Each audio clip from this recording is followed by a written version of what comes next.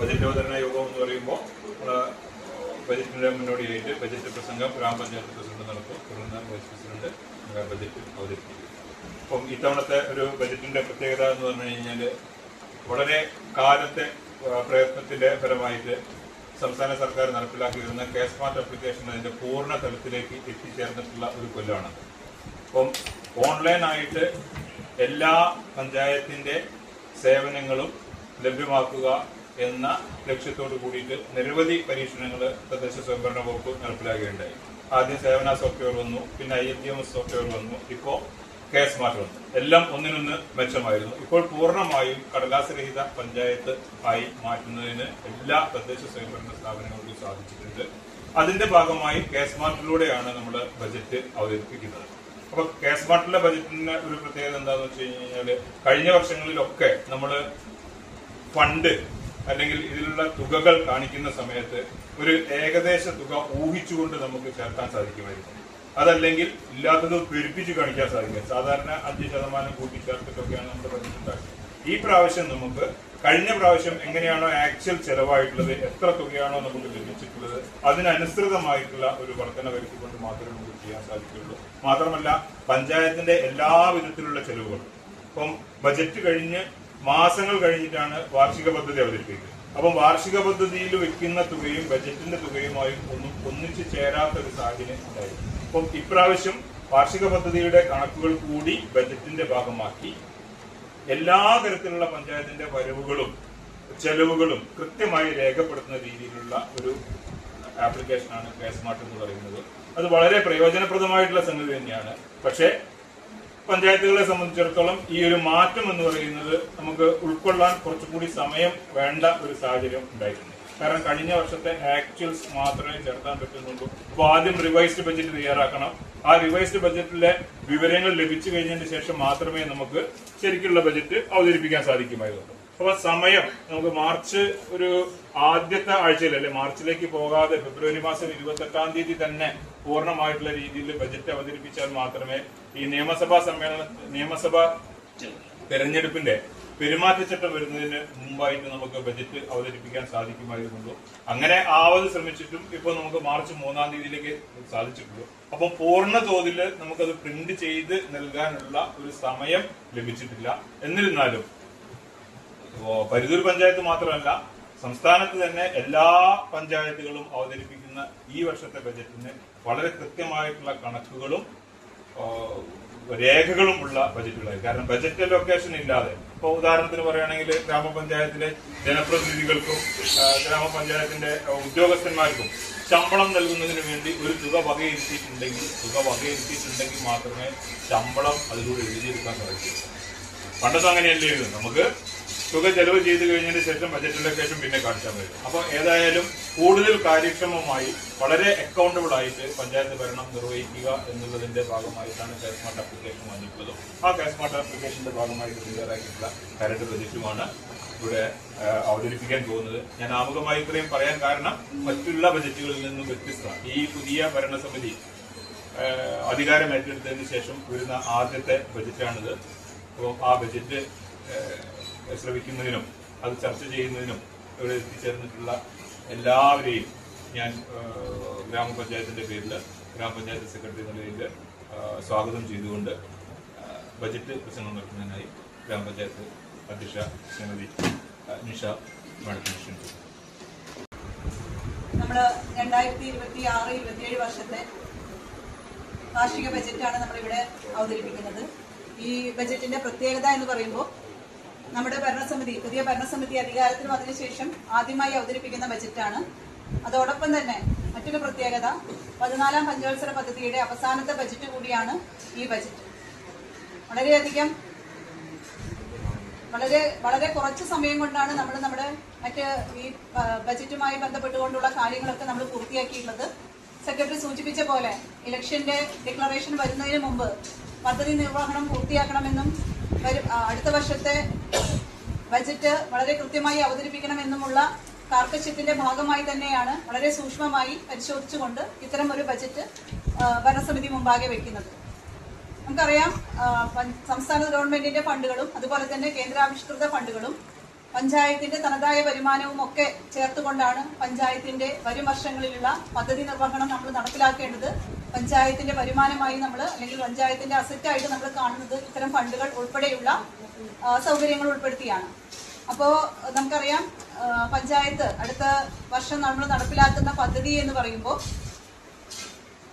നമ്മളെല്ലാവരും സൂചിപ്പിച്ച പോലെ അല്ലെങ്കിൽ നമ്മളെല്ലാവരും ആഗ്രഹിക്കുന്ന പോലെ ജനിച്ചു വീഴുന്ന ഒരു കുഞ്ഞു തൊട്ട് വാർദ്ധക്യത്തിലേക്ക് എത്തി നിൽക്കുന്ന ഒരാളെ പോലും പരിഗണിക്കുന്ന തരത്തിലേക്ക് നമുക്ക് എല്ലാവരെയും ഉൾച്ചേർത്തുകൊണ്ടുള്ള വികസന പ്രവർത്തനങ്ങൾ നമ്മുടെ നാട്ടിൽ നടപ്പിലാക്കണം എന്നുള്ള ഉദ്ദേശം വെച്ചുകൊണ്ടാണ് നമ്മൾ പദ്ധതികൾ തയ്യാറാക്കിയിട്ടുള്ളതും അതിന് നമ്മൾ ബജറ്റ് അവതരിപ്പിക്കുന്നത്. നമുക്കറിയാം സംസ്ഥാന സർക്കാരിന്റെ വളരെ വലിയ കരുതലുകൾ ഇപ്പോൾ പഞ്ചായത്തിലേക്ക് വരുന്നുണ്ട് എന്നുള്ളത് കൊണ്ട് തന്നെയാണ് നമുക്ക് ഇത്രയും വലിയ നല്ല രീതിയിൽ നമ്മുടെ പഞ്ചായത്തിന്റെ വികസന പ്രവർത്തനങ്ങൾ നമുക്ക് നടപ്പിലാക്കാൻ കഴിയുന്നത്. ഇപ്പോൾ സംസ്ഥാന സർക്കാരിന്റെ ഒരുപാട് ആരോഗ്യ മേഖലയായിക്കോട്ടെ, വിദ്യാഭ്യാസ മേഖലയായിക്കോട്ടെ, യുവാക്കളുടെ വിജ്ഞാന കേരളം പദ്ധതി ആയിക്കോട്ടെ, അങ്ങനെ എല്ലാ മേഖലകളിലും, അതുപോലെ തന്നെ പാലിയേറ്റീവ് കെയർ, അതുപോലെ ആരോഗ്യ സംരക്ഷണം, കൃഷി വികസനം, അങ്ങനെ എല്ലാ മേഖലകളിലേക്കും നമുക്ക് നമ്മുടേതായ പ്രവർത്തനങ്ങളും നമ്മുടേതായ കാഴ്ചപ്പാടുകളിലും ഊന്നിക്കൊണ്ട് സംസ്ഥാന സർക്കാരിന്റെ നിർദ്ദേശങ്ങൾക്ക് അനുസൃതമായിക്കൊണ്ട് നമുക്ക് മുന്നോട്ട് പോകേണ്ടതുണ്ട്. അതിന്റെ അടിസ്ഥാനത്തിലുള്ള രീതികളാണ് നമ്മൾ അവലംബിക്കാൻ ഉദ്ദേശിക്കുന്നതും പ്രാവർത്തികമാക്കാൻ പോകുന്നതും. നമുക്കറിയാം നമ്മുടെ പഞ്ചായത്ത് എന്ന് പറയുന്നത് വളരെ സാമ്പത്തികമായി പിന്നോക്കം നിൽക്കുന്ന ഒരു പഞ്ചായത്താണ്. ആ പഞ്ചായത്തിന്റെ തനതായ വരുമാനം എന്ന് പറയുന്നത് നമുക്ക് ലഭിക്കുന്ന നികുതി ഉൾപ്പെടെയുള്ള ലൈസൻസ് ഫീ, അതുപോലെ തന്നെ തൊഴിൽ നികുതി, അതുപോലെ തന്നെ നമ്മുടെ പഞ്ചായത്തിന്റെ ബിൽഡിങ്സുകൾ ലേലം വിളിച്ചെടുക്കുന്ന സംഖ്യകൾ, ഇതെല്ലാം ഉപയോഗപ്പെടുത്തിക്കൊണ്ടാണ് നമുക്ക് നമ്മുടേതായ ഒരു ഫണ്ട് രൂപീകരിക്കാൻ കഴിയുന്നുള്ളൂ. അപ്പൊ അതുകൊണ്ട് തന്നെ നമ്മളുടെ വരും കാല പ്രവർത്തനങ്ങളിൽ അല്ലെങ്കിൽ നമ്മുടെ തനതായ ഫണ്ടുകൾ കൂടുതൽ വർദ്ധിപ്പിച്ചുകൊണ്ട് മാത്രമേ നമുക്ക് നമ്മൾ ആഗ്രഹിക്കുന്ന രീതിയിലേക്ക് നമ്മുടെ വികസന പ്രവർത്തനങ്ങളെ നമുക്ക് മുന്നോട്ട് കൊണ്ടുപോകാൻ കഴിയുള്ളൂ എന്നുള്ളത് കൊണ്ട് തന്നെ നമ്മുടെ ഒരു അജണ്ട എന്ന് പറയുന്നത്, അല്ലെങ്കിൽ നമ്മുടെ ഉദ്ദേശം എന്ന് പറയുന്നത്, അല്ലെങ്കിൽ നമ്മുടെ ഒരു മിഷൻ എന്ന് പറയുന്നത് തീർച്ചയായും നമ്മുടെ തനത് വരുമാനം വർദ്ധിപ്പിക്കുക എന്നുള്ളത് തന്നെയാണ്. അതിന്റെ ഭാഗമായിക്കൊണ്ടുള്ള പ്രവർത്തനങ്ങളിലേക്ക് നമ്മൾ കൂടുതൽ കോൺസെൻട്രേറ്റ് ചെയ്യേണ്ട ഒരു ആവശ്യകതയുണ്ട് എന്ന് ഈ അവസരത്തിൽ സൂചിപ്പിക്കാൻ ആഗ്രഹിക്കുകയാണ്. അതുപോലെ തന്നെ നമുക്കറിയാം മറ്റ് കാര്യങ്ങളൊക്കെ തന്നെ നമ്മൾ ആഗ്രഹിക്കുന്ന രീതിയിലേക്ക് നടപ്പിലാക്കാൻ നമ്മുടെ പഞ്ചായത്തിന്റെ പ്രതിപക്ഷ കക്ഷി ഭേദമന്യേ എല്ലാവരുടെയും പൂർണ്ണമായ സഹകരണം നമുക്ക് മുന്നോട്ട് വേണം. അതുപോലെ തന്നെ ഇംപ്ലിമെന്റിംഗ് ഓഫീസർമാരുടെ എന്താ പറയാ വളരെ നിസ്സീമമായ സഹകരണം ഇതുവരെ ഉണ്ടായിട്ടുണ്ട്. ഇനിയും അങ്ങോട്ട് നമുക്ക് ഇത്തരം കാര്യങ്ങളുമായിട്ട് മുന്നോട്ട് പോകാൻ വേണം.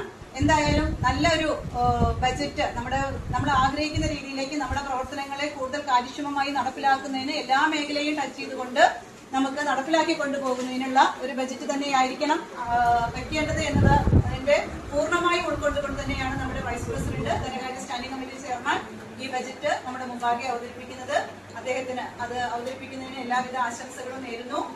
നല്ല ഒരു ബജറ്റ് നമുക്ക് കാഴ്ചവെക്കാൻ അദ്ദേഹത്തിന് കഴിയട്ടെ എന്നുകൂടി ഈ അവസരത്തിൽ ആശംസിച്ചുകൊണ്ട് ഞാൻ ബഡ്ജറ്റ് കുറിപ്പാണ് വായിക്കണം. 2026-27 സാമ്പത്തിക വർഷത്തേക്കുള്ള പല്ലൂർ ഗ്രാമപഞ്ചായത്ത് ബഡ്ജറ്റ് ജനയാത്ര പ്രക്രിയയുടെ തുടർച്ചയായിട്ടാണ് അവതരിപ്പിക്കുന്നത്. വികസനവും ക്ഷേമവും സമന്വയിപ്പിക്കുന്ന ധനകാര്യ രൂപരേഖയാണ് ഇത്. 2026-27 ബഡ്ജറ്റ് ഒറ്റനോട്ടത്തിൽ മുൻ ബാക്കി 3,51,58,727 രൂപയും 31,23,30,202 രൂപ വരവും 29,06,75,257 രൂപ ചെലവും, അനിവാര്യ ചെലവുകൾക്കായി ഉൽപാദന മേഖലയിൽ 69,93,000 രൂപയും, സേവന മേഖലയിൽ 1,19,40,000 രൂപയും, പശ്ചാത്തല മേഖലയിൽ 2,37,22,960 രൂപയും, ഇവയിൽ ഉൾപ്പെടാത്ത മറ്റ് ചെലവുകൾക്കായി 40 ലക്ഷം രൂപയും, ആസ്തികളുടെ പരിപാലനത്തിനായി 1,30,30,50,000 രൂപയും വകയിരുത്തുന്നു. പതിവ് പോലെ നമ്മുടെ മുൻഗണനാ മേഖലയിൽ മുഖ്യമായത് കൃഷി തന്നെയാണ്. നെല്ല്, തെങ്ങ്, വാഴ കൃഷികളുടെ പ്രോത്സാഹനം, സമഗ്ര പച്ചക്കറി കൃഷി, വിള നശിപ്പിക്കുന്ന ജീവികളിൽ നിന്നുള്ള സംരക്ഷണം, പാടശേഖര സമിതികൾക്കുള്ള പിന്തുണ, മൃഗസംരക്ഷണം, ക്ഷീരോത്പാദനം തുടങ്ങിയ മേഖലകൾക്കായി ഈ ബഡ്ജറ്റ് 69,93,000 രൂപ നീക്കിവച്ചിരിക്കുന്നു. മൃഗസംരക്ഷണ മേഖലയിൽ സ്ഥിരതയോടുകൂടിയുള്ള വികസനം സാധ്യമാകണം. മത്സ്യകൃഷി പ്രോത്സാഹിപ്പിക്കുന്ന മത്സ്യഗ്രാമ പദ്ധതി നടപ്പാക്കുന്ന നിർദ്ദേശം ഇവിടെ അവതരിപ്പിക്കുന്നുണ്ടെങ്കിലും ഇതിന്റെ സാമ്പത്തിക സ്രോതസ് ഫിഷറീസ് വകുപ്പ് ഏറ്റെടുക്കാമെന്ന് അറിയിച്ചിരിക്കുകയാണ്. അടിസ്ഥാന സൗകര്യ വികസനത്തിന്റെ മേഖലയിൽ റോഡ് നവീകരണം മുഖ്യ വിഷയമാണ്. മുൻഗണനാ ക്രമത്തിൽ വിവിധ വർഷങ്ങളിലായി പഞ്ചായത്തിലെ എല്ലാ റോഡുകളും നവീകരിക്കണം. ബഡ്ജറ്റ് വിഹിതമായി റോഡ് പുനരുദ്ധാരണത്തിന് 1,62,72,000 രൂപ നീക്കിവച്ചിട്ടുണ്ട്. കുടിവെള്ള വിതരണം, തെരുവുവിളക്കുകളുടെ നവീകരണം, പൊതുകെട്ടിടങ്ങളുടെ നവീകരണം എന്നിവയ്ക്കായി 1,11,47,000 രൂപ കരുതിയിട്ടുണ്ട്. ആരോഗ്യം, സാമൂഹ്യ സുരക്ഷാ മേഖലയിൽ പാലിയേറ്റീവ് കെയർ ശക്തിപ്പെടുത്താനും വയോജന സൗഹൃദ പദ്ധതികൾക്കുമായി 23,50,000 രൂപ കാണുന്നുണ്ട്. യോഗ, കൗൺസിലിംഗ്, മറ്റ് ആരോഗ്യ ക്യാമ്പുകൾ, പോഷകാഹാര പദ്ധതികൾ എന്നിവയ്ക്കായി 72,24,800 രൂപ കാണുന്നു. വനിതാ ശിശു വികസനത്തിന്റെ മേഖല ഏറെ പ്രാധാന്യത്തോടെ പരിഗണിക്കേണ്ടതുണ്ട്. കുടുംബശ്രീയുടെ പിന്തുണയോടെ സ്ത്രീകളുടെ സാമൂഹ്യ പദവി ഉയർത്താനുള്ള പദ്ധതികൾ ആവിഷ്കരിക്കാനാവുക. സ്വയം സഹായ സംഘങ്ങൾക്ക് പിന്തുണ, വനിതാ സമരങ്ങൾക്ക് സഹായം എന്നിവ ഉണ്ടാകണം.